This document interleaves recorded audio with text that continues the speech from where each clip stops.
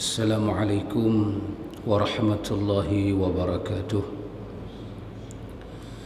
إن الحمد لله نحمده ونستعينه ونستغفره ونعوذ بالله من شرور أنفسنا ومن سيئات أعمالنا.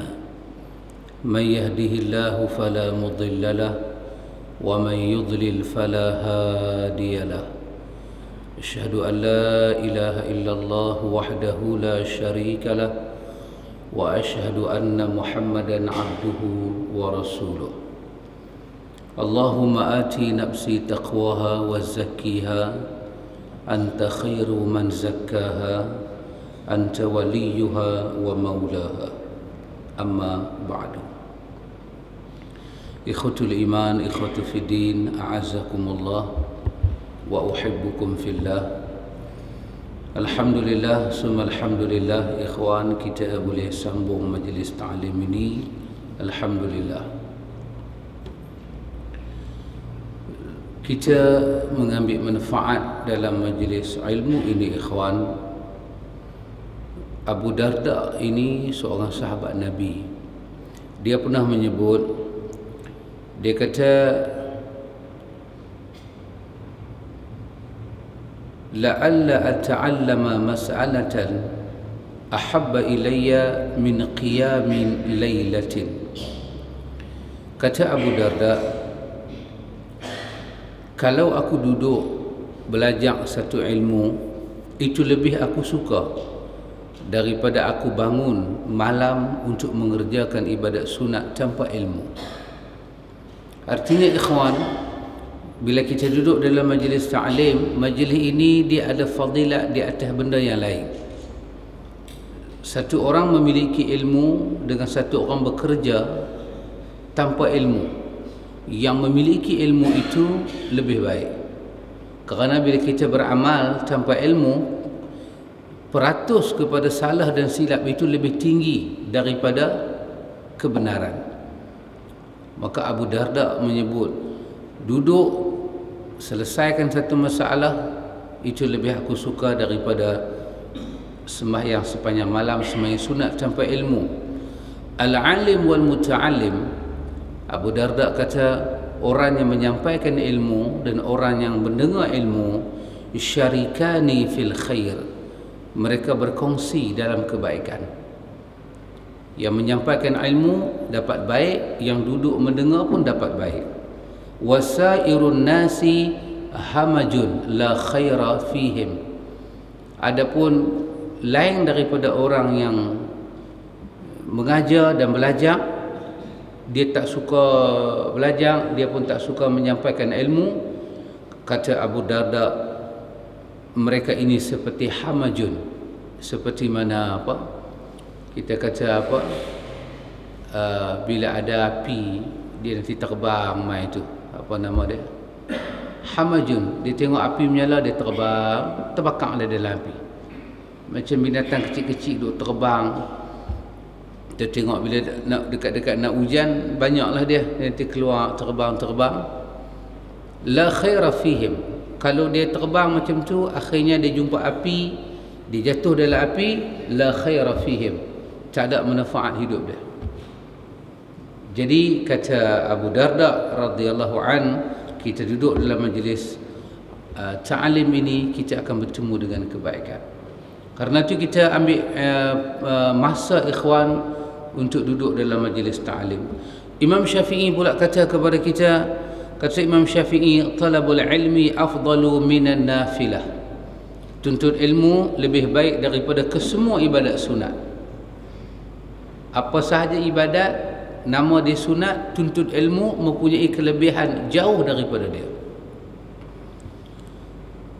Kata seorang ulama salaf yang bernama Fatah al-Mawsili rahimahullahu ta'ala, dia kata, alaysal marid idza muni'a at-ta'am wasyarab wad-dawa yamut. Dia kata, bukankah orang sakit kalau kita tak bagi dia makan, tak bagi dia minum, tak bagi ubat, dia boleh mati? Orang yang dengar dia cakap itu kata, bala, ya betul. Bahkan dia kata, kadzalikal qalb, demikianlah hati manusia. Idza muni'a anhu al-ilmu wal hikmah thalathata ayyam yamut.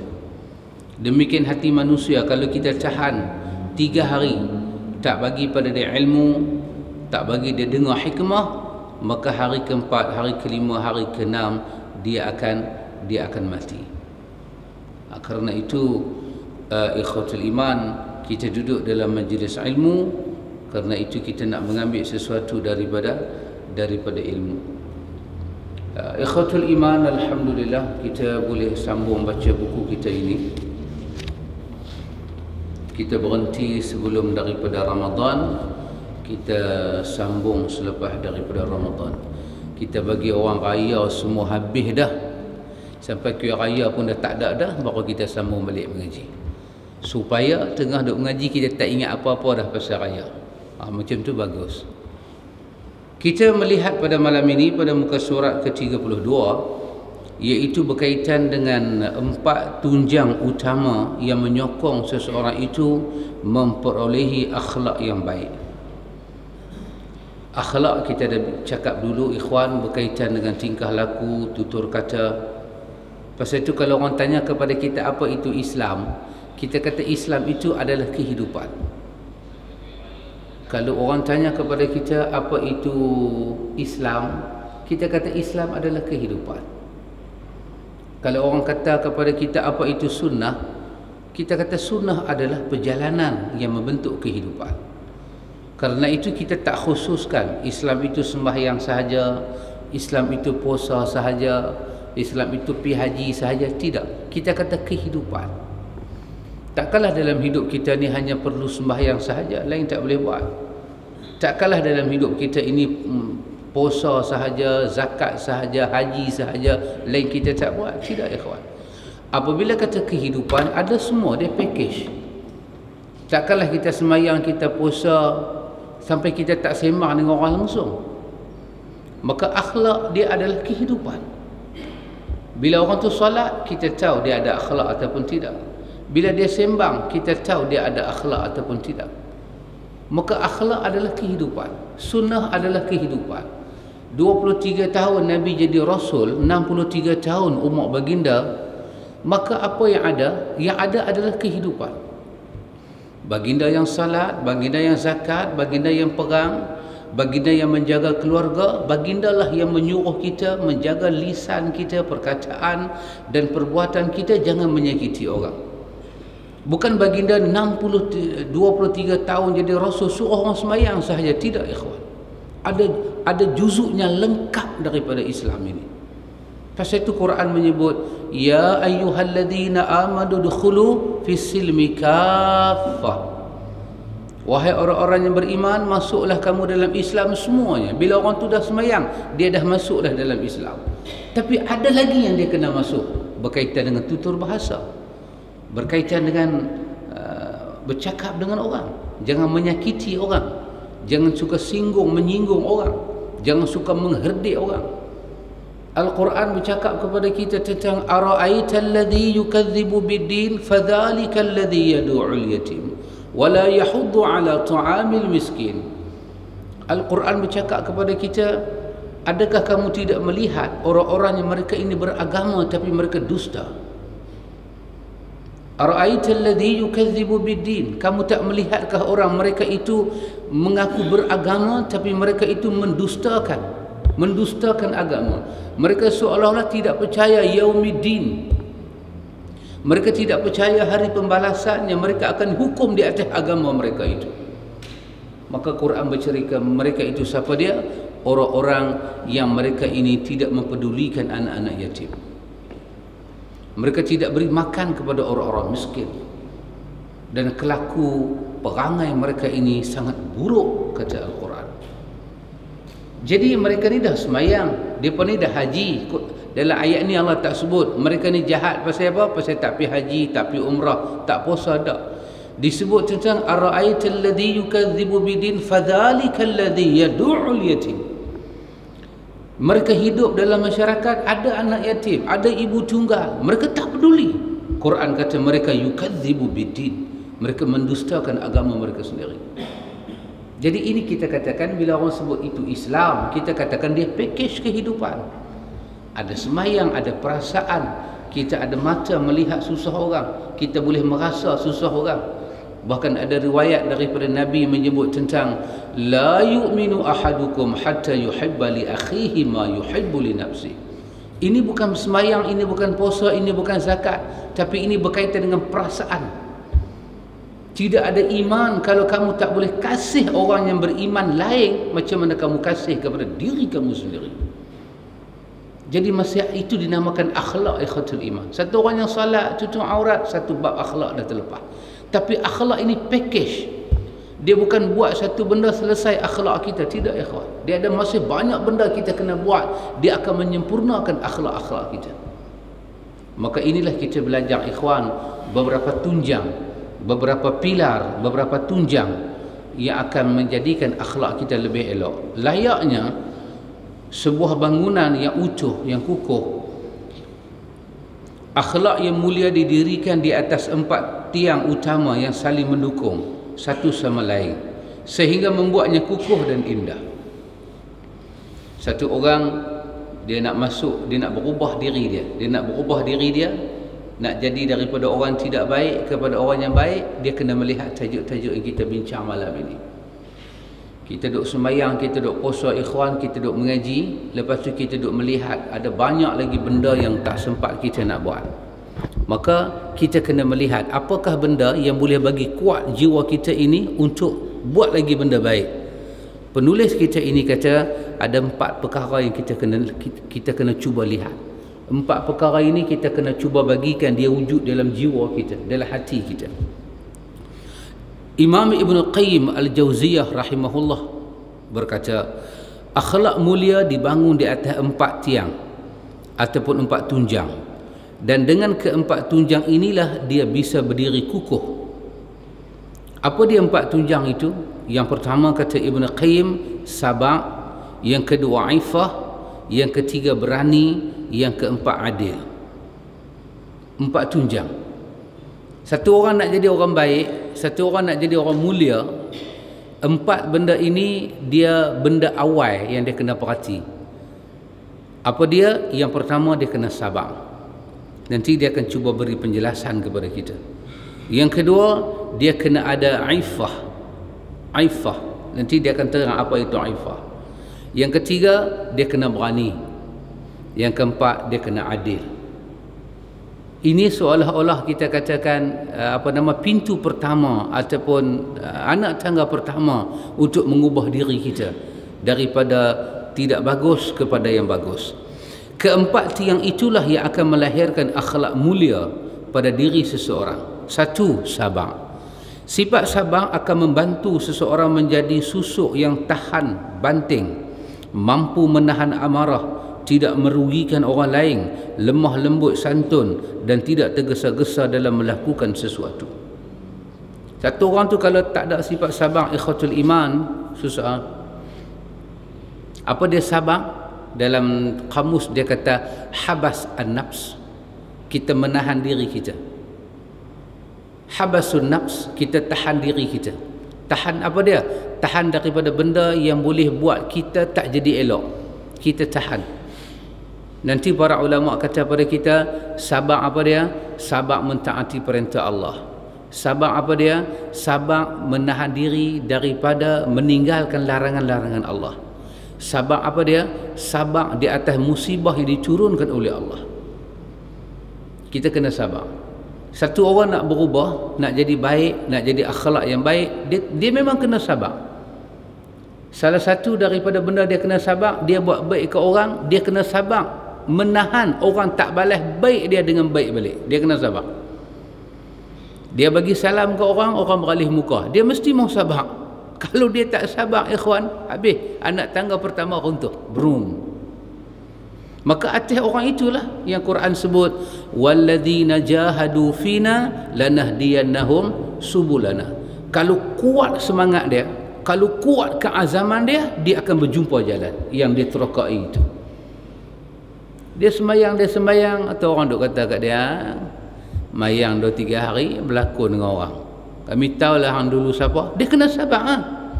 Sebab dia sedang mentaati Allah, dan dia kena sabar ungkapan orang itu tidak mengheret dia kepada kejahatannya lama-lama. Dia mesti kena sabar. Habasun nafs, dia kena tahan diri dia daripada kata sesuatu. Dia kena tahan anggota-anggota badan dia daripada buat sesuatu.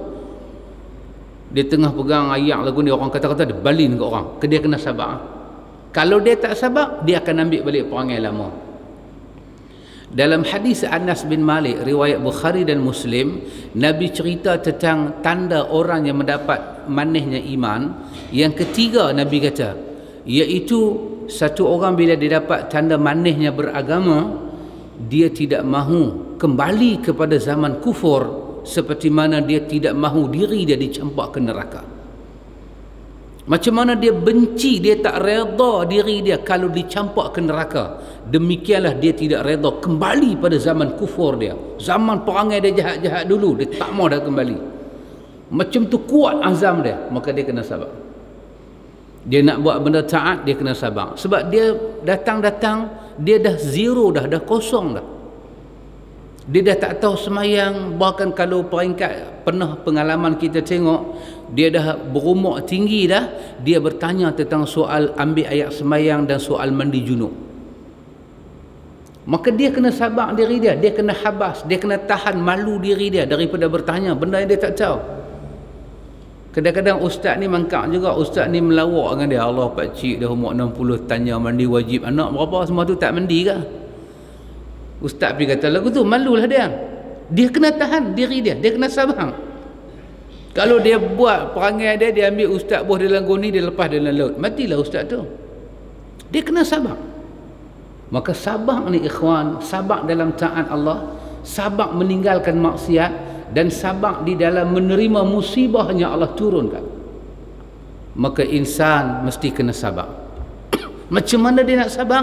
Dia kena sabar seperti mana sabarnya Rasulullah sallallahu alaihi wasallam. Dia tak boleh tiru orang lain sabar, dia kena tiru baginda sallallahu alaihi wasallam. Yang kedua, bila satu orang tu nak jadi baik, dia kena melihat kepada iffah. Iffah. Apa makna iffah? Sifat iffah iaitu menjaga kesucian diri, akan melindungi seseorang dari tergelincir ke dalam perkataan maupun tindakan yang dapat menjatuhkan martabatnya. Kita kata Allahumma inni as'alukal huda wat tuqa wal afaf wal ghina. Wal afaf, afaf itu iffah. Apa dia? Dia kena ada iffah, dia kena memohon kepada Allah supaya Allah lindung diri dia daripada kesucian maruah dia jatuh, dan dia menghindarkan diri daripada benda yang boleh menjatuhkan maruah diri dia. Yang itu kita panggil iffah.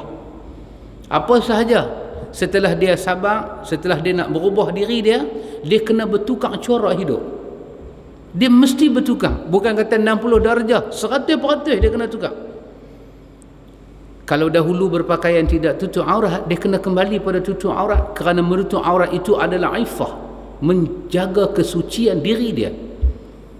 Dia kena berubah ikhwan. Dahulu dia berkawan dengan kawan-kawan yang macam-macam, dia kena berubah. Dia kena kembali mencari orang-orang yang boleh membantu dia kepada perubahan. Kalau dahulu dia banyak lara, dia banyak lalai, dia kena kembali mengingat Allah. Itu iffah. Untuk mengangkat diri kita kepada akhlaknya mulia, kita mesti ada iffah. Pasal itu Nabi mengajak kita doa dalam hadis Imam Muslim, Allahumma inni as'alukal huda wat tuqa wal afaf wal ghina. Allahumma inni as'alukal huda, ya Allah aku minta kepada kau petunjuk. Wat tuqa, aku minta kepada kau taqwa.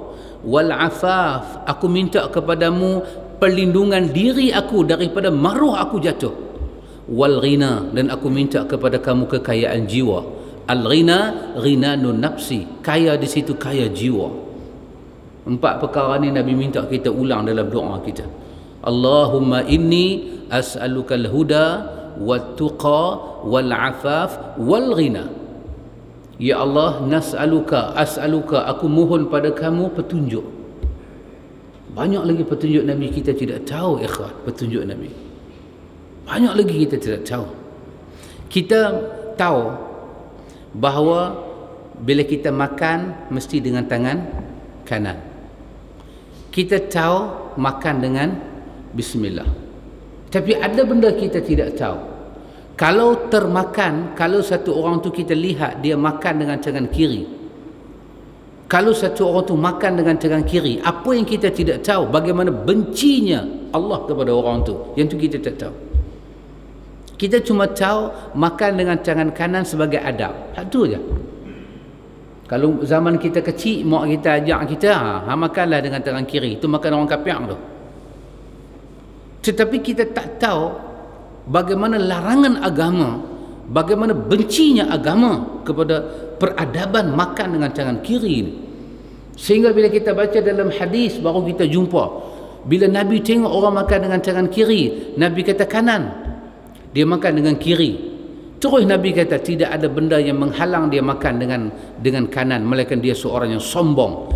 Maka Nabi berdoa, ya Allah, janganlah benarkan dia boleh angkat tangan kanan dia sampai dia mati. Dan akhirnya kawan ni kena lumpuh, kanan tak boleh angkat terus. Nabi-Nya Allah kata rahmatan lil alamin mendoakan kepada orang biar rosak kerana makan dengan tangan kiri. Itu kita tak tahu. Pasal itu bila sahabat-sahabat mereka mendidik anak mereka kecil-kecil, walaupun anak masih umur 7 tahun, 8 tahun, makan dengan tangan kiri, mereka tampak budak tu. Yang tu kita tak tahu. Pendidikan kita, abang makan dengan tangan kanan abang, kiri tak mau. Kita kata habis tinggi, abang makanlah dengan tangan kiri kan tu duk basuh yak, kan duk basuh pungkong. Tak tu je kita tahu. Kita tidak menanamkan kebencian kepada anak kita kepada makan dengan kiri dan minum dengan kiri. Kebencian tu kita tak tanam. Agama suruh kita tanam benci. Menyelisih sunnah Nabi adalah keburukan.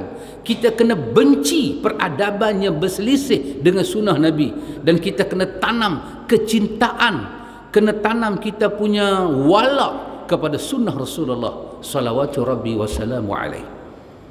Ini nama dia kita memohon pertunjuk daripada Allah, supaya Allah tunjuk apa yang kita belum tahu. Ikhwan, banyak lagi kita tidak tahu.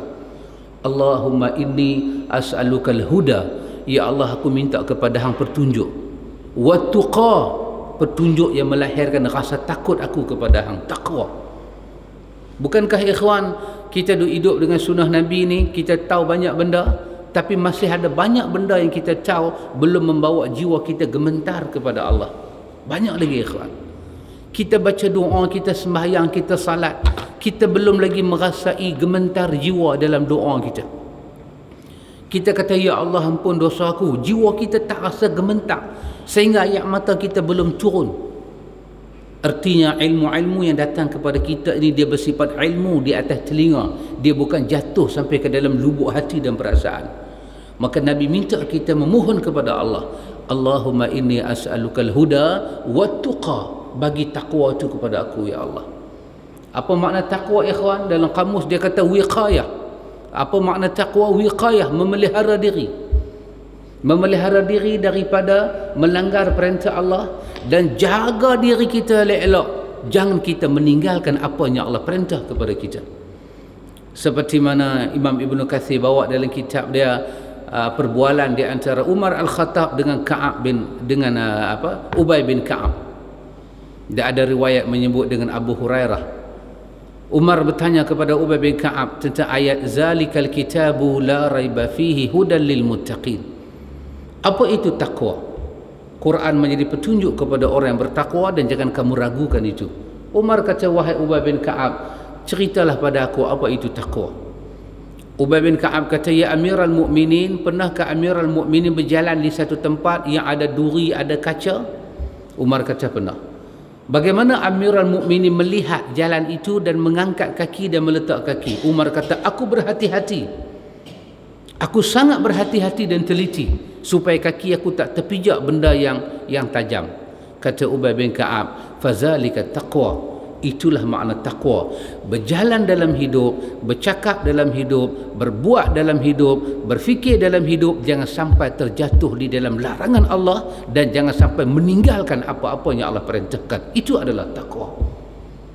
Allahumma inni as'alukal huda wat tuqa wal afaf. Berilah kepada aku afaf yang kita baca ini. perlindungan ya Allah supaya maruah aku tak jatuh. Banyak benda orang buat ikhwan, maruah dia jatuh tapi dia tak sedar. Dia tak sedar maruah dia jatuh. Bila maruah kita jatuh ini ikhwan, nak pulih dia susah. Pasal itu Nabi ajak kita jangan buat benda syubhat. Benda syubhat menjatuhkan maruah. Jangan buat. Nabi kata man istabra'a li dinihi wa 'irdihi. Siapa yang memelihara diri daripada benda syubhat, terpeliharalah maruah dia dan agama dia. Bila benda tu syubhat, iman dalam akidah, iman dalam ibadah, iman dalam makan minum, iman dalam perkataan dan pergaulan, kalau itu ada syubhat. Apa makna syubhat? Sama-sama. Tak tahu nak kata apa hukum dia. Nak kata haram, tak boleh. Haram tu jelas.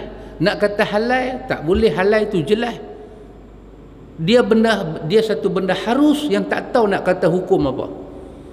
Maka bila datang begitu Nabi kata tarkus syubhat, tinggalkan syubhat. Nanti terpeliharalah hati kamu, ibadah kamu, perasaan kamu kepada Allah. Nama dia aifah ikhwan. Aifah, memelihara diri. Wal ghina, berilah kekayaan jiwa pada aku ikhwan. Jiwa. Kita pun demikian ikhwan, kita tengok kadang-kadang kita tengok orang pakai kereta besar, kita pun berhajat macam tu. Rumah dia besar, kita pun ada hajat. Tengok harta dia banyak, kita pun ada hajat. Tapi nanti ikhwan dalam perjalanan hidup kita ni, kerana kita hidup ini berpuluh tahun, kita belajar, kita melihat, kita mendengar, kita berperasaan, kita berpengalaman, akan datang satu detik dalam hidup kita, dalam doa-doa kita, kita dah tak meminta kaya dah. Kita dah tak minta senang dah. Kita mula meminta ampun dan meminta rahmat daripada Allah. Hidup kita mula berubah. Kita mula rasa aku tak kaya pun tak apa ya Allah, tapi tolong jangan tarik rahmat dalam hidup aku. Allah bagi 100 dekat kita, kadang-kadang RM100 habis satu hari ikhwan, macam tak ada nilai. Bila kita perhati apa yang kita beli, kita apa aku beli ya? RM100 habis. Itu orang panggil apa ikhwan? Kala-kala menunjukkan rahmat mula Tuhan ambil daripada hidup kita. Ada masa ikhwan kita rasa rahmat Tuhan, kita ada RM100 dalam tangan kita, kita rasa amboi lamanya aku pakai 100 ni tak habis-habis lagi. Allah mula bagi rahmat dalam hidup kita. Ya, inilah nama dia ghina, kekayaan. 10 tahun silam kita pernah doa, ya Allah bagilah aku kaya sikit, duit aku banyak, aku nak beli itu, aku nak beli ni. Selepas 15 tahun, kalau dulu umur kita 20, lepas 15 tahun, lah ni umur kita dah dekat 40 lebih dah ikhwan, kita mula doa, ya Allah aku lebih mau rahmat daripada apa-apa yang pernah aku minta dulu. Ini nama dia ghinanu nafsi, kaya jiwa. Orang ni mula mengetahui makna kaya, dia mula mengetahui makna hidup atas dunia. Dia mula tahu apanya. Sebahagian orang ni Allah campak jiwanya halus kepada dia ikhwan, meningkat umur dia, meningkat ibadat dia. Dia dah tak lalu dah apa atas dunia ni.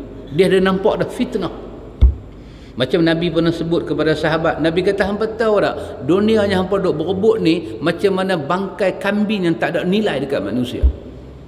Satu masa ikhwan, bila kita beribadat dengan ikhlas kepada Allah, Allah akan bagi perasaan tu dekat kita, sehingga akan hilang tamak kita, sehingga akan hilang kita punya rakus, dengki kita ke orang, hilang perasaan dendam kita ke orang. Bila kita mula nampak adegan-adegan dunia ni, dan kita mula membaca apa yang Allah sebut di dalam Al-Quran, wal bal tu'thirunal hayatad dunya wal akhiratu khairu wa abqa.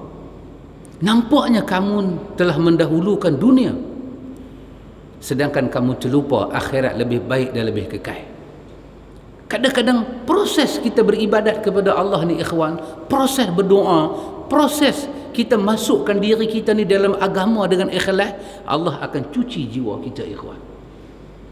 Sampai tak ada duit, bukanlah tak ada masalah, tak ada duit memang ada masalah, tapi dia bukan satu benda yang sampai kita nak jadi putus asa. Bukan nak jadi kita putus asa, kita nak bersungut, kita nak mengamuk, kita nak hilang tenang. Tidak. Dulu mungkin 20 tahun silam, dulu kita duk baca anak kita kecil lagi, kita duk baca nak bayar sekolah, nak bagi mereka dapat pendidikan baik, nak sedia rumah elok-elok dulu. Tapi lah ikhwan, kita duk mengaji tiap-tiap pagi, duk baca doa Allahumma hdina fiman hadait, minta hidayah. Takkanlah benda tu tidak boleh menyentuh jiwa kita. Tiap-tiap hari kita salat ikhwan, sampai antara dua sujud, Rabbighfirli warhamni, Rabbighfirli warhamni, Tuhanku ampunkanlah aku, rahmatilah hidupku. Satu masa Tuhan akan bagi kat kita ikhwan perasaan dirahmati itu, ruh yang dirahmati itu. Quran kata illa marrahima rabbi, illa marrahima rabbi, kecuali jiwa mereka yang telah dirahmati oleh Tuhan mereka, jiwa mereka terkawal daripada rosak ikhwan. Ini maksud dia iffah. Satu orang tu dia nak berubah ikhwan, dia kena ada sabar dan dia kena ada iffah. Yang apa dia? Yang ketiga apa dia ikhwan? Dia kena ada perasaan berani. Sikap berani akan menguatkan mental seseorang dalam menjaga diri dan menegakkan kemuliaan akhlak, serta membuatnya suka membantu sesama. Dengan kepribadian ini, dia tidak akan ragu untuk berinfak dan berpisah dengan harta yang dicintainya. Sifat ini juga akan membantunya dalam mengendali emosi dan bersikap santun. Dengan keberanian, seseorang dapat menggenggam erat ketegasan jiwanya dan mencengkangnya dengan tali baja yang tidak mudah putus. Bila satu orang tu ada berani ikhwan, nak berubah ni ada risiko, dia kena ambil risiko. Nak cabut gigi ada risiko. Risiko dia apa? Lepas cabut sakit, lepas habis ubat kebas tu adalah tambah pijai, pi potong pula. Tak boleh makan nasi. Satu biji beras tak boleh masuk tempat lubang tu. Masuk melupak. Risiko kena ambil. Satu orang nak berubah, dia tak mau risiko, bermakna dia tak berani. Bila dia tak berani, pasal itu tempoh perubahan dia tak lama. Orang tua-tua kata apa dia? Hangat-hangat ti ayam. Hangat-hangat ti ayam. Kadang-kadang orang tua-tua kata ti ayam pun tahan lama juga. Hang ambil tak tahan langsung. Kenapa ikhwan? Dia kena ada berani. Berani berubah. Berani dikritik. Berani ditomah. Setelah aku berubah, aku kena ambil risiko ni semua. Kalau orang itu ada benda ni ikhwan, dia kuat. Dia bawa satu riwayat kepada kita, riwayat Bukhari dan Muslim. Rasulullah sallallahu alaihi wasallam menyebut laisa syadidu bi sur'ati, innama syadidu alladhi yamliku nafsahu 'indal ghadabi. Orang kuat bukanlah orang yang menang dalam bergulat, yakni berkelahi. Akan tetapi orang kuat adalah orang yang dapat menguasai dirinya ketika marah. Kuat adalah orang yang boleh yamliku nafsah. Dia berani. Bila jadi sesuatu kerana dia berubah, rezeki dia mula kurang sikit, pendapatan dia mula merosot, dia tak gelabah. Dia berani ambil risiko. Dia berani jawab soalan-soalan daripada anak, daripada bini. Kadang-kadang hidayah Tuhan ni ikhwan lambat sampai kat kita. Kita pun lambat mencari, dia lambat sampai. Kadang umur 45, 46 baru main sembahyang jemaat. Antum boleh bayang tak kalau saya katakan bahawa ada orang setahun, bukan kita kata 10 tahun, setahun, dalam tempoh setahun daripada Januari sampai Februari sampai Disember, Januari sampai Disember, setahun dia tak pernah makan baca bismillah, setahun dia tak pernah dengar azan, setahun dia tak pernah ambil wudu, setahun dia tak pernah rokok dan sujud, setahun dia tak pernah dengar nama Allah, setahun dia tak pernah sembahyang. Tak pernah ikhwan. Kita kata dalam tempoh setahun tu dia tak pernah tahu benda ni semua. Lebih teruk lagi hak kita jumpa ikhwan, separuh abad dia macam tu. Kalau umur dia 60, 30 tahun dia macam tu. Tiba-tiba hidayah menyapa dalam hidup dia. Benda ni benda baru ikhwan. Dia tak pernah ajar anak dia makan dengan bismillah, dia tak pernah tegur anak perempuan dia tutup aurat, dia tak pernah sembahyang dalam rumah, tak pernah apa ikhwan. Dia baca bismillah tu macam mana orang putih cakap Melayu. Macam mana orang putih cakap Melayu. Dia baca bismillah tu nampak macam mana Mak Saleh cakap Melayu. Barulah bila anak dia makan, dia kata bismillah. Anak dia mula tanya, ayah, daddy, dulu Dulu pasal apa? Tak marah lah pasal apa? Duk marah. Dia kena berani menjawab. Dia kena berani menerangkan. Kalau dia tak berani, dia tak boleh ubah. Diri dia tak boleh ubah, keluarga dia tak boleh ubah, siapa tak boleh ubah. Kena berani. Macam kita belajar tajwid, kena berani baca. Duk berapa tahun depan guru tajwid tak pernah suruh baca. Satu hari guru tajwid kata hang duk depan kan, baca Ustaz. Dia buat sakit perut, pergi qada hajat, terus belah. Tak berani, kena berani makhraj kita nak keluar, panjang pendek kita sagi guru nak kata apa, kena berani ikhwan. Mesti berani. Orang nak jadi akhlak baik, nak berubah, dia kena ada sifat berani untuk diri dia. Dengan demikian, hakikat keberanian dan kekuatan seseorang dalam kemampuan diri sendiri dapat melawan musuh besarnya, iaitu hawa nafsu dia. Syaitan paling besar duduk dalam diri kita, dia akan bagi gambaran tak elok adalah diri kita sendiri, hawa nafsu kita. Bisikan-bisikan dalaman. Hampilah. Ni yang duk elok dah ni. Duk elok-elok dah ni. Maghrib hampir pasal malam, cantik lah. Saat lagi hang start maghrib pergi mengaji, bini hang nanti mengamuk, jahanam rumah tangga hang. Hawa nafsu ikhwan. Hawa nafsu. Dia bagi nampak agama ni gambar hantu. Hang tengok bini hang tu tak pakai tudung sikit punya comel ke, hang suruh dia pakai tudung, sekali lagi hang nampak macam perempuan tua mana. Hang jaga baik-baik. Dia tak ada apa-apa ikhwan, dia sendiri. Tak ada. Kadang-kadang orang tengok, orang kata amboi kak sejak pakai tudung ni comel. Orang kata comel. Tapi dia tu duk lawan diri dia. Tak mana dia nak keluar, market mana dia nak pergi, dia mula. Musuh paling besar adalah apa yang ada dalam diri dia. Yang keempat ikhwatul iman, dia kena ada dalam diri dia apa ikhwan? Adil. Apa dia adil? Sikap adil mengasah seseorang untuk terus meluruskan perangai dia serta menajamkan intuisinya dalam memilih antara sikap berlebihan dan sikap menggampangkan. Sikap adil akan mendorongnya untuk bersikap dermawan, murah hati.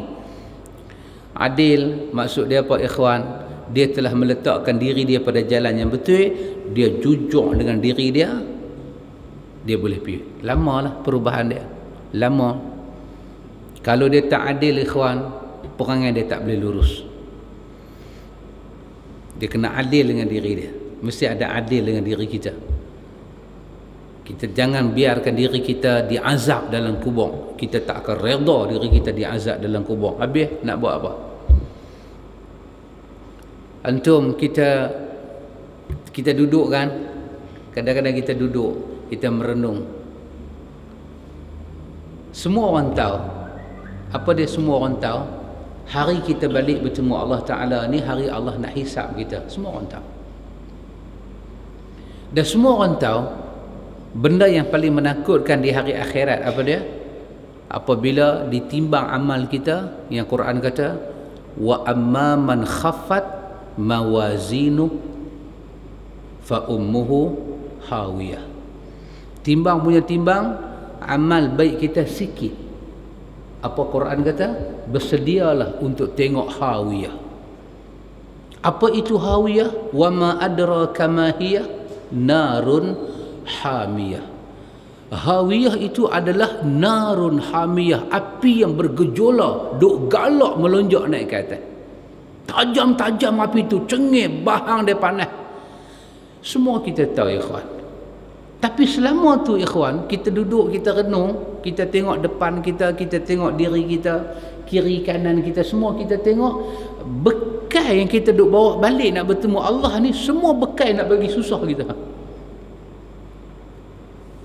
Kita tahu benda tu nanti bagi susah. Fitnah orang, umpat orang, tipu orang, jatuh maruah orang.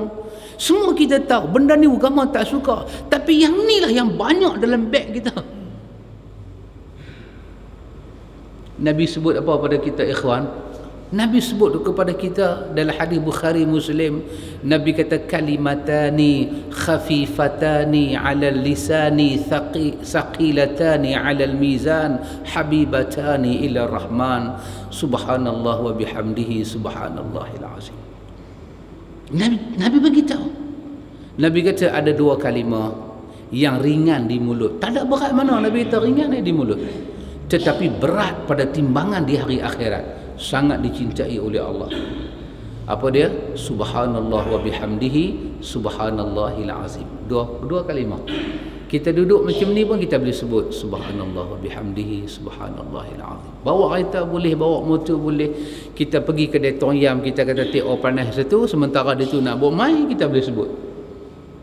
Kita duduk di rumah sebelum tidur, duduk atas katil bini sebelah kita sebelah sambil nak lena tu, subhanallah wa bihamdihi subhanallahil azim. Bini kita kata, abang duk jampi apa tu? Aku jampi kat hang lah. Bagi dia dengar, kita kata derah-derah subhanallah wa bihamdihi. Di hari akhirat antum, ketika kita balik, kita tengok pahala puasa tak ada, sembahyang tak ada, apa bala tak ada, sedekah tak ada, kita bercita-cita, ya Allah, kalaulah aku diberi kesempatan sebut satu kalimah ni, subhanallah wa bihamdihi subhanallahil azim, alangkah beratnya timbangan aku yang kosong itu. Tapi ikhwan, yang kita duk tengok depan, belakang, kiri, kanan, manusia tidak buat benda ni. Tak buat. Tak buat. Dia duduk, dia boleh balas rokok, salin rokok. Kosong aja. Isap rokok tu kosong aja, bukan ada apa-apa pun, bukan ada bacaan apa-apa. Bahkan kita tak pernah tengok pun orang isap rokok bismillahirrahmanirrahim, dia jujur tak ada.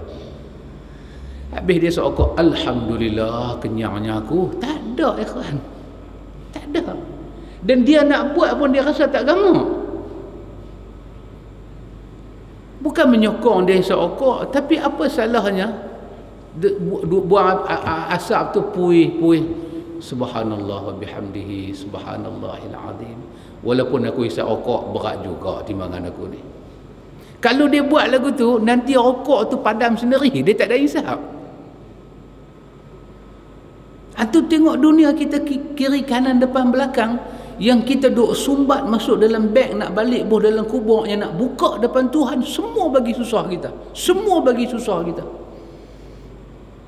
Dan tak tahu pasal apa ikhwan. Tak tahu pasal apa. Tapi satu benda semua orang tahu, dia akan mati dan balik bertemu Allah. Semua orang tahu. Dia tak tahu apa masalah manusia ni, tak tahu. Nabi ketika masuk ke Madinah, dalam hadis yang diriwayatkan daripada Abdullah bin Salam, ada hadis Tirmizi, ada hadis Bukhari, Nabi kata, ayuhan nas ifsha'us salam, manusia sukalah bagi salam, wa at'imut ta'am, sukalah jamu orang bagi makan, wa sallu bil laili wan nasu niyam, Nabi kata bangkitlah tengah malam masa orang duk tidur, hang bangkit minta sesuatu kepada Allah, tadkhulul jannata bisalam, nanti Allah bagi hang masuk syurga dengan selamat. Kita semayang, kita puasa, kita ada duit baki-baki sikit ikhwan, kita belanja orang makan. Belanja orang makan itu bagi senang kita di hari akhirat, tanpa ada harap balas apa-apa. Kan kita duk belanja dia kan, tak tahu satu masa kita kata, hang ni kalau aku tak belanja tak bayar lah, hang ni kuat ke darah, belanja orang tak mau. Kita tak usah kata apa kat dia, biar pergi kat dia. Kita duk buat ni pasal kita nak bubuh sesuatu dalam beg kita, kita nak kunci, malaikat maut ambil nyawa kita, kita berjalanlah masuk dalam kubur. Lepas kita bagi orang makan, kita sendiri tadah tangan, ya Allah terimalah apa yang aku buat ni, ya Allah, sebagai satu amal soleh. Cukup tak tu. Tapi tak tahu ikhwan, masalah manusia ni apa masalah hidup dia? Dia tak kenal Tuhan ke? Dia tak pernah dengar ke? Dia tak tahu ke? Takkan seumur hidup dia tak semayang jemaat kot? Takkan seumur hidup dia tak main semayang raya? Semayang raya ni lepas semayang ada khutbah, takkan dia tak pernah dengar khutbah?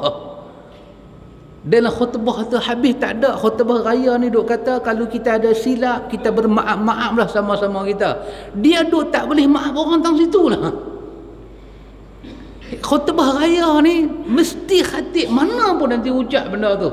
Walaupun khatib tu ada musuh dengan siapa-siapa pun, Khatib tu naik-naik baca khutbah, dia nampak dah syekh tu di ujung. Dalam hati dia kata, Dajjal ni main juga rupanya. Dia nak baca khutbah tu pun dia dah musuh dah. Tapi dia mesti cakap dalam khutbah dia, hari raya kita kena bermaaf-maaf. Tapi tang situlah hati manusia, dia tak boleh buat. Sedangkan dia tahu, makin dia tak buat, makin berat beg dia dengan kesusahan yang dia nak buka depan Tuhan. Makin dia boleh buat, makinlah manfaat ada dalam beg dia, ikhwan. Inilah yang kita katakan manusia itu kena adil dengan diri dia, ikhwan. Kita kena adil. Pasal itu saya ingat Syekh selalu pesan, Syekh kata, agama ini mudah duduk di mana? Agama ini terlalu mudah kalau duduk atas lidah. Pasal jenis sembang kan. Sembang. Antum tanya ustaz, ustaz macam mana? Ustaz boleh cakap brum brum brum brum. Ustaz, Nabi sembahyang malam macam mana? Ustaz boleh cerita Nabi sembahyang sampai teriak. Tapi kalau antum tanya balik, ustaz sembahyang tak malam? Kencing gigi. Di atas lidah ni dia mudah, ikhwan. Yang berat itu, inna sanulqi alayka qawlan thaqila. Berat tu duduk tang mana? Duduk tang kita nak buat. Kita nak buat. Kita yang nak baca Quran. Macam saya malam ni duduk depan sini, duduk sembang gedebung ni, nak suruh antum baca Quran senang. Tambah saya boleh kata, saya kata pakcik-pakcik yang berumur ni, korang baca paper, baca Quran banyak-banyak. Boleh kata, pakcik duk dengar sakit hati, dah je betul mamak ni. Hang baca banyak mana, hang duk kata kat aku lagu tu. Boleh kata, kita boleh kata sampai orang sakit hati, boleh kata. Tapi kalau kita pulih balik ayat tu mai kat kita, hari ni dah masuk isyak dah. Berapa muka surat ustaz tu baca Quran? Berat lah. Tapi berat ke ringan dia bukan soal. Soalnya kita sendiri akan dihisap oleh Allah Ta'ala seorang demi seorang. Dia senang kalau Allah hisap saya, Allah panggil saya, Allah tanya pasal sahabat semua, senang saya. Kalau Allah hisap saya, Allah tanya kat saya ni, jiran hang pakai tudung dah? Oh, saya selamat. Saya boleh kata dia ni memang ketegang pungkong, tudung tak pakai, laki dia pun nampak mangkang satu macam, bini pun satu macamnya ketegang, depa ni semua tak boleh. Kalau Tuhan tanya kat saya pasal orang, saya orang paling selamat. Tapi yang kata hisab, bukan Tuhan tanya saya pasal orang, Tuhan tanya saya pasal saya. Yang tu nak jahanam. Tuhan tanya bini hang pakai tudung dah? Bukan Tuhan tanya bini orang. Bini orang tu nanti kena tanya. Anak hang sembahyang dah? Hang baca Quran dah? Hang tahu subhanallah apa kelebihan dia? Hang tahu alhamdulillah apa kelebihan dia? Hang tahu ucap Allahu Akbar apa kelebihan dia? Sembahyang sehari 5 waktu, hang ucap tak benda tu? Sembahyang sunat, Nabi sembahyang sampai bengkak kaki, hang sembahyang tak macam Nabi sembahyang? Soalan ni semua, ikhwan, buat kita jadi susah. Pasal apa? Pasal agama ni dia senang untuk kritik orang. Kita boleh tuduh Syekh, ana tengok inta tak ada akhlak Syekh. Senang, ikhwan. Kita boleh tulis atas surat khabar, saya tengok masyarakat ni semua tak ada akhlak. Tapi kita sendiri tu macam mana? Orang tak telefon kita, kita telefon katanya khabar ke orang tu. Orang tu tak pernah bagi kita makan, kita pernah ke belanja orang tu? Agama mau macam tu. Agama mau charity, orang panggil charity, islah. Banyak taja kebaikan dekat orang, walaupun pada orang fasik, walaupun pada orang kafir, banyak taja. Bagi mereka makan, bagi mereka minum. Mereka jahat dengan kita, kita bagi kat dia. Dia jiran kita, dia pasang lagu satu malam kita tak tidur. Kita boleh sembahyang tahajud, bukan kata 8 rakaat, 28 rakaat kita boleh sembahyang dengan lagu dia duduk pasang. Charity dia sebagai jiran. Apa charity? Ikhwan, kalau agama ni habis takat sembahyang, habis takat puasa, agama tak akan berkembang.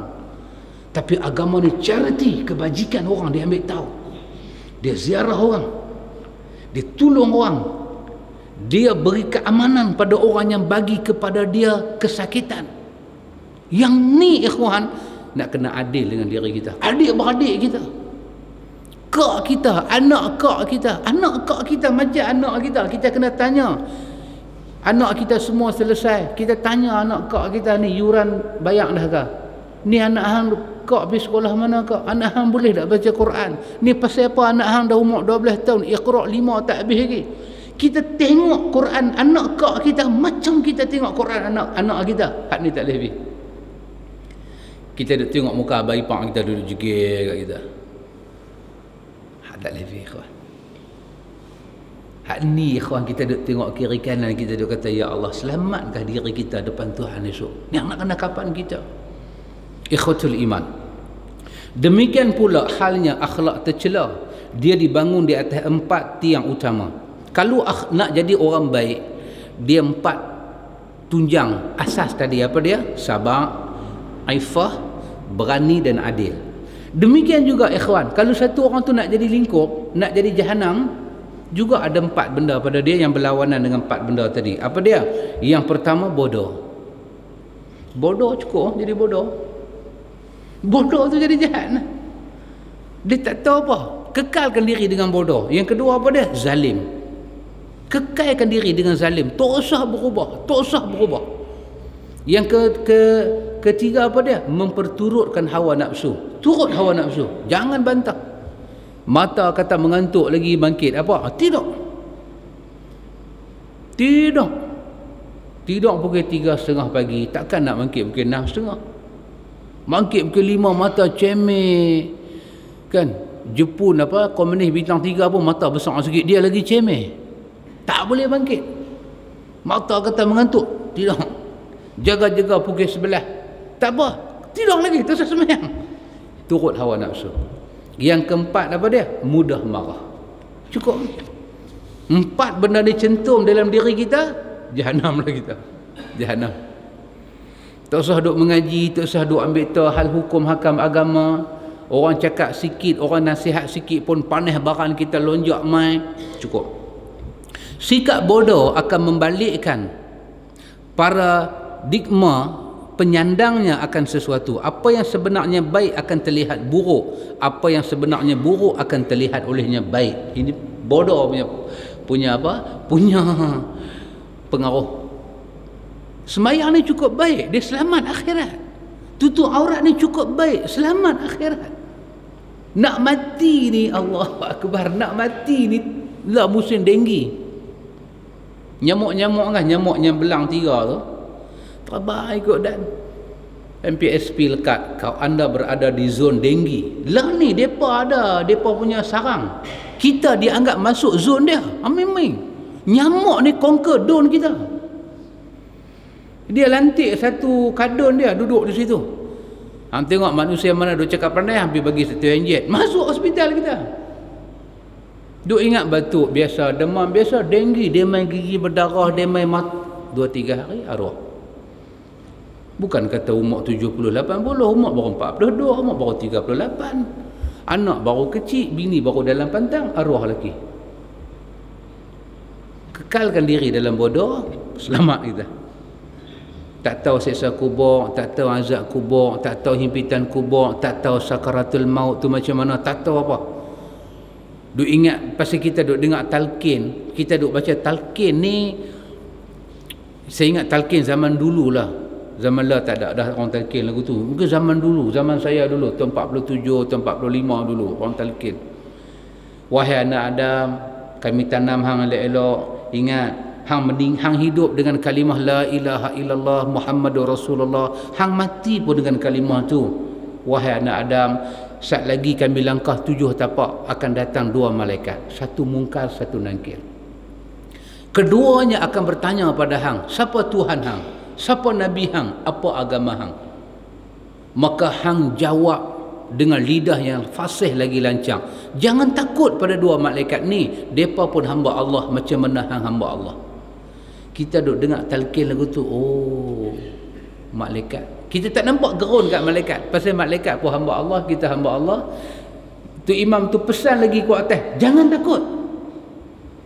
Pasal tu kita tak takut. Pasal jangan takut. Tak takut nah. Orang habang ada kiraman katibin, tak apa.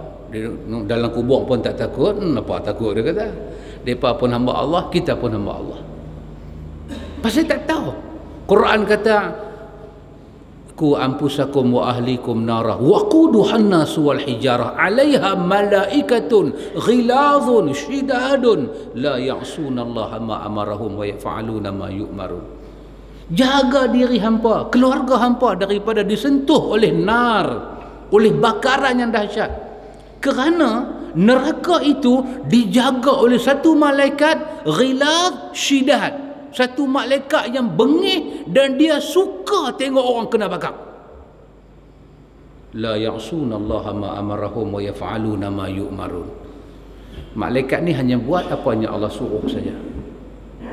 Yang kata malaikat Zabaniyah ni, malaikat jaga neraka ni, sikap dia apa dia? Dia kata pada orang yang kena bakar, zuqu azab al-hariq, rasa azab. Kalau malaikat hak jaga syurga, dia suka tengok orang masuk syurga. Malaikat jaga neraka ni, dia suka tengok orang masuk neraka. Dia tak ada senyumnya ke orang. Pasal tak digambarkan macam tu. Kebodohan kita tu buat kita jadi bodoh. Pasal tu kadang-kadang kita ada peluang baca khutbah, kita ada peluang apa-apa, kita tengok yang main ni semua ni kadang-kadang hari raya macam mana semut kena bakar sarang. Kita kata hang duduk kampung ni ke? Tak tahu dia duduk kampung tu. Duk ingat mana punya Nepal keluar mai. Rupanya orang sini. Masa tu lah ada sikit peluang kot nak cubit sikit hati dia, nak jentik sikit hati dia, bagi dia ingat sikit dekat Allah. Yang kedua pada ikhwan, zalim. Kekal diri sebagai orang zalim, memanglah kita akan rosak. Sifat zalim akan menjerumui seseorang untuk selalu meletak sesuatu tidak pada tempatnya, bersikap pada waktu dan tempat yang salah. Dia mengambil sikap marah pada saat seharusnya dia bersikap redha dan pasrah. Dia bersikap tergesa-gesa yang seharusnya dia berhati-hati dan berwaspada. Dia bersikap kikir pada keadaan ketika seharusnya pintu hatinya terketuk dengan rela dan derma. Sifat zalim ni dia tukar perwatakan. Patut kita lemah lembut jadi kasar. Patut kita menderma jadi bakhil. Patut kita senyum, muka jadi sombong. Itu nama dia zalim. Dalam kamus dia kata apa zalim? Wad'u syai' fi ghairi mahallih. Kelakuan dan situasi itu tidak sesuai dengan tempat. Wad'u syai', letak sesuatu tak sesuai dengan tempat. Tempat tu patut kita senyum ke orang, dia main perongoi. Dia rumah mayat, kita pergi rumah mayat, jumpa orang, salam lah. Itu macamnya jalan. Orang bagi Assalamualaikum. Tu dia cara dia ziarah mayat. Dia kata bagi salam apa? Nak mati ni. Nak mati pun tak boleh bagi salam. Dia tukar perwatakan, dia zalim. Zalim ni bukan pergi ketuk kepala orang saja, yang tu memang confirm zalim. Ni perwatakan kita hak zalim ni. Kita balik rumah, kalau kita buka pintu, Nabi ajak bismillahi walajna wa bismillahi kharajna wa 'alallahi rabbina tawakkalna. Doa masuk rumah. Nabi ajak kita masuk rumah dengan bismillah. Pasal apa Nabi kata? Ada satu setan akan ikut kita. Kita masuk tanpa bismillah, terus setan tu kata, ni rumah aku. Bila kita masuk tanpa bismillah, kita lapang, terus kita pergi kat meja makan. Kita pun angkat kepiah baling satu macam atas kerusi. Makan mana makan. Terlupa pula bismillah masa makan. Apa setan kata? Ni makanan kami. Maka dia duduk satu hari suntuk dalam rumah kita, dia tak mau keluar. Hadis ni hadis Imam Muslim. Bila kita masuk rumah, kita baca bismillahi walajna wa bismillahi kharajna wa 'alallahi rabbina tawakkalna. Kita masuk baca yang tu. Nabi kata, setan kata, aku tak ada rumah, aku tak ada rumah. Kita terus ke dapur, kita nak makan, kita kata bismillahirrahmanirrahim, bismillah kita makan. Setan kata, lapaklah aku hari ni. Dia lari keluar daripada rumah kita. Kita buka-buka dengan bismillah pun tak, tendang terus pintu dengan nak terkencin semua, cukup lari masuk pancuk. Doa pun terlupa, pergi jatuh pula dalam pancuk. Dia maki terus, dajek pancuk biar lincin, aku nak terkencin. Zalim lah.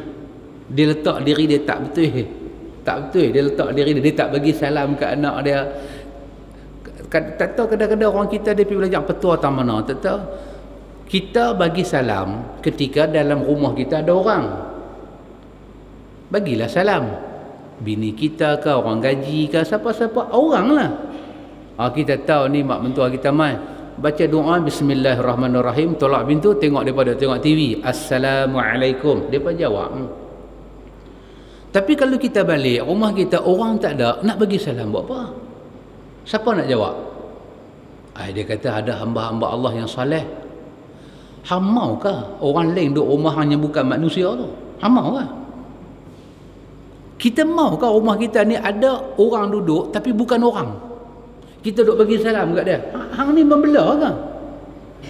Dia pergi belajar tak mana? Tak tahu. Dia kata masuk, assalamualaikum wa ala ibadillahi salihin. Siapa dia tu?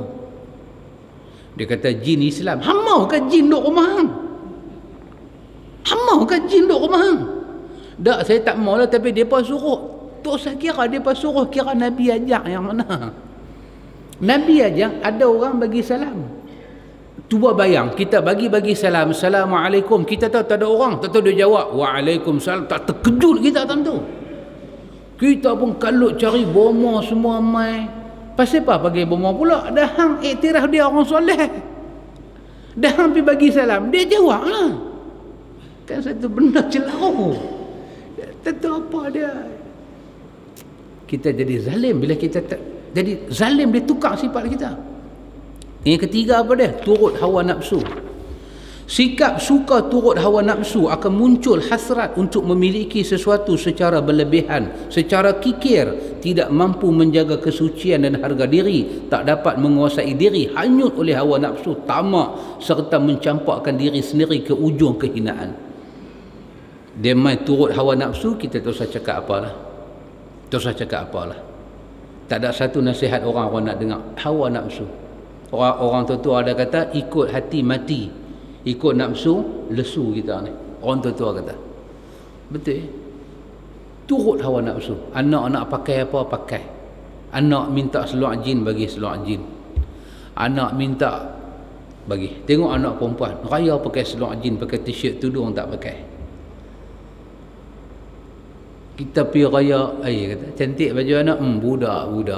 Dia beritahu lagu tu. Tengok anak dia 18, dia beritahu budak. Anak mau iPad, bagi iPad. Anak minta bubuh wifi rumah, dia bubuh wifi di rumah. Sajalah kita tanya, anak ni dah berapa juzuk dah? Dia tengok satu macamnya iPad tu pun dekat 1000 lebih punya harga bagi kat anak. Kita tanyalah, kalau boleh beli iPad kat anak, sajalah kita tanya anak tu berapa juzuk dah hafal. Ada kata anak saya bukan hafiz. Habis iPad tu dia buat apa? Allah, budak tengok kartun beli iPad.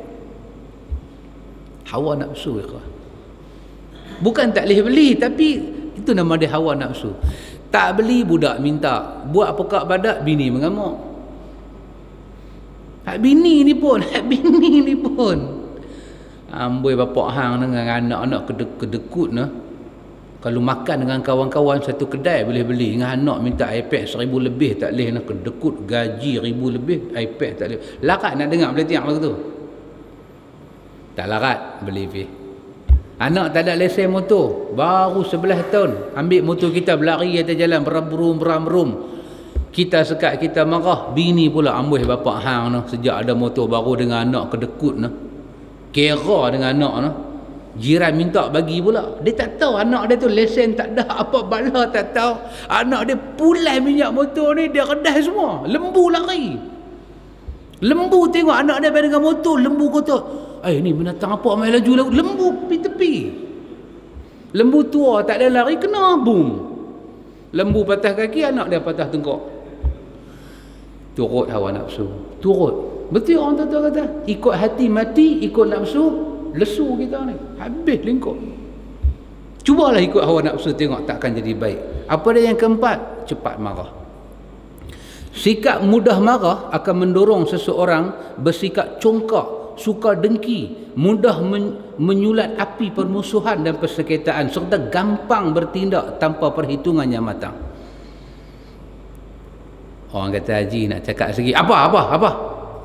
Aku tahu cara hang nak cakap tu, hang nak kata apa kat aku? Marah. Kadang-kadang ikhwan, kita semayang, kita tengok pada kita lah, kita rasa dia Ada satu, dua, tiga benda kita rasa dia buat tak betul. Dia ambil ayat semayang. Kita tengok dia ambil ayat dalam kolah tu, dia corok aja kaki dia. Dia corok depan, dia corok belakang, dia corok kiri, dia corok kanan. Kaki tu duk rapat dengan tanah. Dia pergi corok lebih. Kita punya duk fikir, kita duk belajar dulu, ayat tu nak kena bagi melekat di kaki, nak kena pakai jari kelingking, selat menyelat kita punya kaki-kaki kita. Allah, dia ni mencorok ya. Tak tu dia pergi jadi imam. Alamak. Di sisi ilmu yang kita duk belajar tu, Tok Guru duk beritahu pada kita, salahlah tak sempurna wuduk. Dan Nabi kata kalau wuduk kita tak betul, sembahyang tak ada. Sembahyang kira tak sah. Kita nak pergi abang tu. Kata, Haji, saya tengok cantik main corok tadi. Aku dicorok dengan hang sekali lagi. Oi, tegur orang pula. Allah nak kata apa? Marah tu dahsyat. Marah tu kira dahsyat. Bagi rosak manusia. 4 perangai tercela tadi, apa dia? Bodoh, zalim, turut hawa nafsu dan marah cepat ni melahirkan tabiat yang tidak terpuji dan manusia tak boleh berubah. Dia tak akan dapat akhlakul karimah, akhlak yang mulia, dan dia tak akan berubah daripada keadaan yang buruk kepada satu anak tangga baik. Demi Allah dia tak boleh berubah. Kalau umur dia 15 tahun perangai lagu tu, sampai umur dia 75 tahun pun perangai dia macam tu, tak ada satu benda baik boleh masuk dalam diri dia. Tak ada satu benda baik boleh masuk dalam diri dia. Kita tahan marah ni. Orang kata kita telan marah tu. Kita telan marah tu. Jangan bagi dia keluar dengan perkataan ke, dengan tangan kita ke, kita sengap. Bagus. Itu nama dia habas. Kita penjarakan tindak tanduk yang boleh bagi rosak maruah kita. Itu termasuk dalam 4 perkara tadi. Iaitu perkara yang baik, sabar, ifah, berani dan adil. Ikhwatul iman, kita buat kuliah maghrib, kita mengaji, kita dengar benda ni ikhwan. Imam saya yang bercakap, baca buku ni. Ini bukan ilmu daripada saya, ilmu daripada Tuan tulis ni. Kalau dia tak tulis, dengan saya pun duk bodoh lagu tu lah, tak tahu apa. Pasal dia tulis, kita boleh baca, lepas tu kita pakat renung. Apa kita kena buat? Apa kita kena buat? Orang lain kata apa pelan tindakan kita. Saya suka pergi belah Kuala Lumpur, tengok cara mereka mengaji, orang-orang belah sana. Cara mereka mengaji ni, mereka ada satu cara baru. Mereka dengar apa kita cakap, last sekali conclusion kita buat tu, dia ambil satu kertas, dia ambil satu pensel, dia tulis. Kita tengok dia ni duk tulis muka aku ke? Cara dia tulis tu, rupanya dia buat plan tindakan. Lepas dia keluar daripada mengaji ni, apa dia kena buat? Dia rumus. Saya duk tengok, kita kata sahabat pandai enta buat. Ada kita tak boleh ustaz, kita mengaji berapa lama dah. Kalau kita tahu benda tu buruk, lah kita duk kena fikir, keluar daripada masjid ni, apa aku nak kena buat supaya yang buruk tu tak main kat aku. Setakok naik ke atas cara mengaji. Dan itu sesuatu yang baik untuk kita ikhwan. Duduk fikir, sabar ni apa dia? Kita balik, kita tengok di rumah kita apa buku kita ada yang kita boleh baca pasal sabar. Kita ada Ihya Imam Ghazali di rumah, buka bab sabar, tengok. Mamak ni duk cakap ni auta ke temberang ke malam ni. Semak satu macamnya semak. Mamak ni kan boleh percaya sangat. Ingat minggu sudah dia nak main, dia tak main, dia main pula minggu ni. Kacau betul dia ni kan. Tengok pula macam mana nak kena buat. Apa dia sabar? Yang kata marah ni macam mana? Kita di rumah kita ada buku penawar bagi hati. Kitab kuning kan, penawar bagi hati. Syekh Mandili tulis. Buka tengok bab sabar. Macam mana keterangan pasal sabar? Benda ni semua ikhwan, dia merubah ilmu kita daripada satu keadaan kepada satu keadaan yang luar biasa. Sampai satu masa kita tak selesa dah dengan hidup tak baik. Kita mula nak cari baik. Kita tengok keluarga kita tak baik, kita nak bagi baik. Tengok bini kita, kita nak ubah. Tengok semua, kita nak ubah keadaan tu baik. Itu kesan daripada ilmu yang kita dapat ikhwan. Itu kita belajar pada malam ni 4 punca, 4 kita kata apa? tunjang yang boleh buat satu orang tu boleh kekal lama jadi orang baik, dan 4 tunjang pasal kawan tu tak boleh berubah. Dan antum cuba tengok, kalau kawan tu tak berubah langsung, ada 4 ni kat dia: bodoh, zalim, turut hawa nafsu dan kuat marah. Ada tak ada kat dia? Tengok Ustaz, cuba tengok dia semayang tak mau, tengok masjid dia buat tak nampak. Kira motor dia, masjid duduk belah kiri, motor dia mai je kat masjid, dia automatik akan pandang belah kanan. Ada orang lagu tu? Ada, di pasir 2 butir, pasir berdengung. Tempat kita tak ada. Dia naik motor dengan isap okok semua cantik. Tadi isap okok pegang tangan kiri, duduk pulih motor tangan kanan. Sampai kat masjid, dia tukar. Dia tukar dengan muka dia pun pergi belah kanan, tak tengok belah kiri. Orang putih kata automatically dia jadi macam tu. Automatically. Apa pasal pun tak tahu. Dia tak mau tengok. Kita tak tahulah dia benci ke dia tak benci, itu hati dia. Tapi kita duk tengok dia tu macam tu. Cuba kita tengok 1, 2, 3, 4 ni ada. Dia ni bodoh kot. Sekurang-kurangnya ada kat dia. Rumah Allah awak tak mau tengok. Rumah Allah, Allah bagi otak duduk di atas, bagi darah jalan elok cantik, bagi udara masuk cukup, bagi kita makan, Tuhan bagi nikmat kenyang. Antum bayang kalau kita makan kenyang, Tuhan tak bagi. Makan. Orang keliling kita tengok kita macam mana? Rupanya kenyang satu nikmat. Ada orang makan roti bakar satu, kena TO satu, kenyang sehari. Dia ni dengan roti bakar satu bandar hak besar tu. Kita tengok dia makan tak kenyang, kita pula naik terbakar kat dia. Sampai kita kata, hang ni makan kau tak kedara. Dia kata cakap elok sikit lah. Cakap bagi elok sikit. Hang duk mengaji bab akhlak kan? Aku tengok hang tak ada akhlak. Dia kata kita tak ada akhlak. Nikmat kenyang ikhwan. Nikmat boleh tidur, nikmat kaki boleh hawin kot tu, hawin kot ni. Tuhan bagi, takkanlah rumah Tuhan tak mau tengok. Rumah Allah sekurang-kurangnya dia bodoh, dia turut hawa nafsu dia zalim. Kita minta ni semua ni Allah tak bagi kat kita ikhwan. InsyaAllah ikhwan, kalau Allah bagi masa, Allah bagi umur kat kita masuk bab lagi satu, bab yang keempat kita akan masuk. Dia nak cerita dekat kita bercermin daripada akhlak Rasulullah. Dia akan bawa beberapa hadis menceritakan bagaimana akhlak Nabi, dan dia suruh kita ambil itu sebagai cermin. Tengok diri kita. Kita duduk depan cermin, kita akan nampak. Kita akan nampak. Pasal tu kita boleh sikat bagi cantik. Pasal cermin tu duk bantu kita. Kalau main cermin kelabu asap, tak boleh buat apa. Kita akan tengok Nabi ajak kita 1-2 benda, apa Nabi ajak, kita akan cuba tengok dan jadikan dia sebagai cermin. Panjang umur, sihat badan, diberi masa oleh Allah Ta'ala. Kita akan sambung baca insya-Allah ikhwan. Wallahu a'lam. Subhanakallahumma wa bihamdika, asyhadu an la ilaha illa anta, astaghfiruka wa atubu ilaik. Allahumma rabbana atina min ladunka rahmah wa hayyi lana min amrina rashada. Wassallallahu ala nabi Muhammad walhamdulillahi rabbil alamin. Assalamualaikum.